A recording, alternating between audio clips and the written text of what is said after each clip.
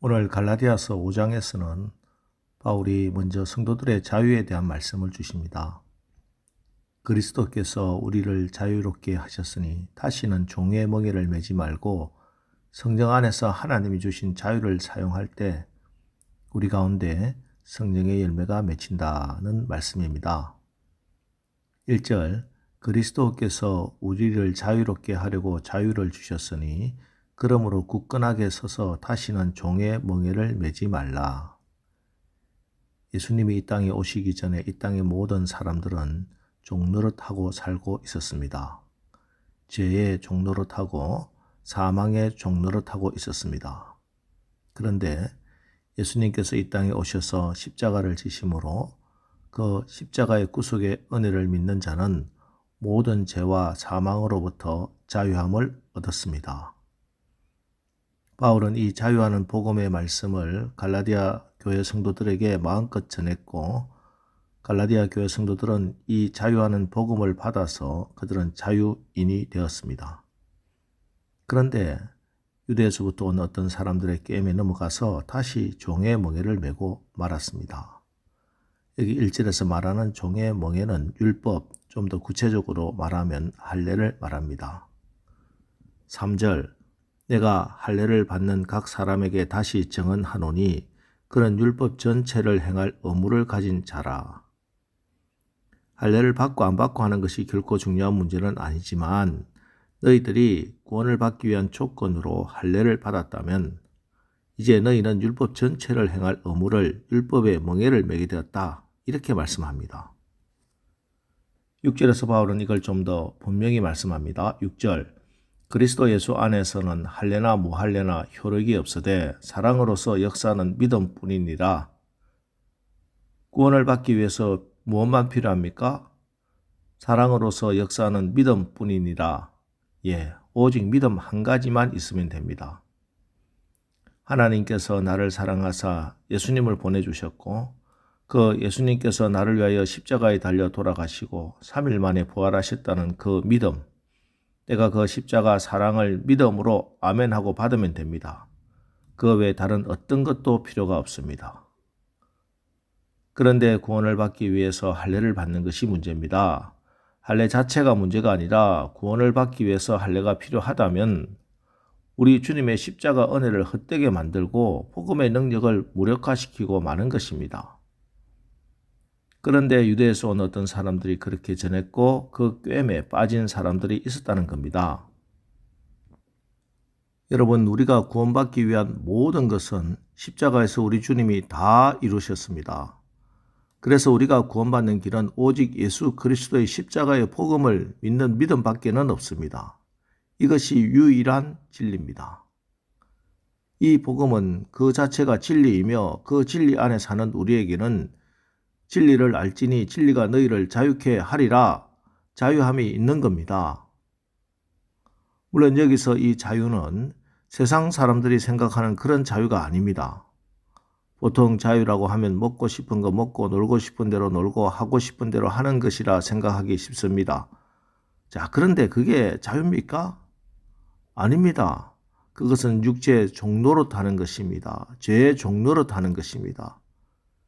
육체를 기회를 삼아 죄를 짓는 것이 자유 같아 보이지만은 이미 죄의 노예가 되어 있는 겁니다. 그건 자유가 아니에요.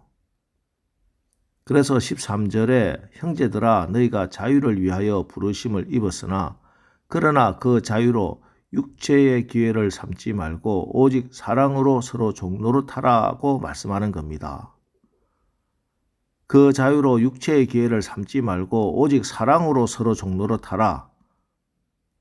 아니 자유하라고 말씀해 놓고 여기 다시 종노릇하라니 무슨 말씀인가? 한 늙은 인디언 추장이 어린 손자를 앉혀놓고 늑대 이야기를 들려줍니다. 얘야, 사람의 마음속에는 누구나 다 두 마리의 늑대가 있단다. 한 마리는 아주 악한 늑대인데 그 늑대는 이기심과 교만과 분냉과 살인까지 서슴지 않는 세상의 모든 악한 것들을 다 가지고 있는 정말 무서운 늑대란다. 그런데 또 사람의 마음속에는 착한 늑대도 키우고 있는데 그 늑대는 행복과 기쁨과 감사와 사랑, 그 외에 우리가 누릴 수 있는 세상의 모든 좋은 것이 그 착한 늑대에게서 나온단다. 할아버지인 나에게도 이 2마리의 늑대가 있고 어린 꼬마인 너에게도 이 2마리 늑대가 있단다. 이렇게 말하자 어린 손자는 2눈을 반짝이며 묻습니다. 할아버지, 그러면 악한 늑대와 착한 늑대가 싸우면 누가 이기나요? 주장이 대답합니다. 그건 네가 먹이를 주는 쪽이 이긴단다. 이 이야기는 아주 짧지만 우리에게 강렬한 교훈을 던져주고 있습니다. 사람이 가진 자유를 어떻게 사용하느냐에 따라서 결과가 하늘과 땅의 차이처럼 크게 벌어진다는 것을 우리에게 깨닫게 해주기 때문입니다. 우리에게 주어진 자유로 육체의 기회, 악한 늑대에게 먹이를 줄 수도 있고 성령의 기회, 착한 늑대에게 먹이를 줄 수도 있습니다.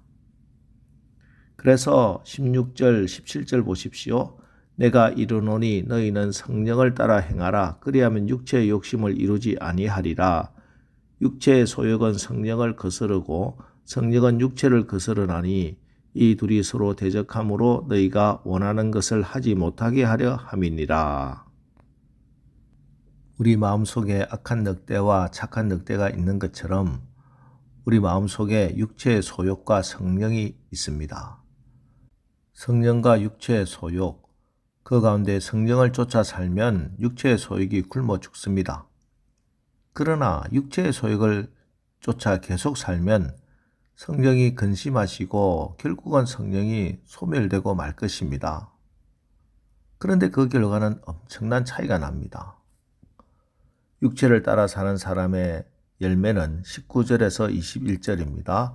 육체의 일은 분명하니 곧 음행과 더러운 것과 호색과 우상 숭배와 주술과 원수 맺는 것과 분쟁과 시기와 분냄과 당짓는 것과 분열함과 이단과 투기와 술취함과 방탕함과 또 그와 같은 것들이라. 전에 너희에게 경계한 것 같이 경계하노니 이런 일을 하는 자들은 하나님의 나라를 유업으로 받지 못할 것이요. 온갖 더러운 죄만 짓다가 하나님 나라의 유업을 받지 못한다. 지옥에 간다는 말씀입니다. 육체를 따라 살면 이런 참담한 열매를 맺는다. 분명히 말씀하고 있습니다. 아무도 이런 열매를 맺기를 원하는 자들은 없을 겁니다. 반면에 성령을 따라 사는 자들이 맺는 열매는 무엇입니까? 22절, 23절입니다. 오직 성령의 열매는 사랑과 희락과 화평과 오래 참음과 자비와 양성과 충성과 온유와 절제니 이 같은 것을 금지할 법이 없느니라. 예수님을 영접한 저와 여러분 안에는 성령이 계십니다.